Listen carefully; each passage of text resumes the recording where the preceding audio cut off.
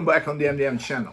In this week's episode, we will try to recreate our texture paste inspired by the Vallejo ground texture that it's such a great product. For our recipe, we will try to use and stay in a very low budget recipe and ingredients in order to save money because it's not expensive, but it's not so cheap at all. Especially if you need a huge amount of this stuff like me for a big, huge project that I will start in the next days.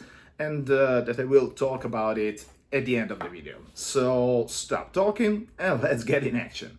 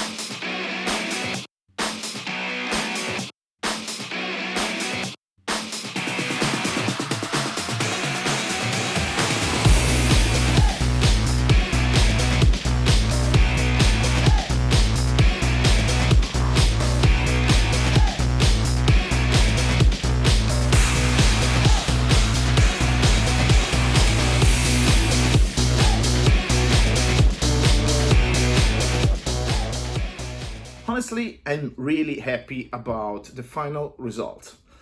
I know, probably the Vallejo stuff, it's a little bit more, detailed and perfect for miniatures.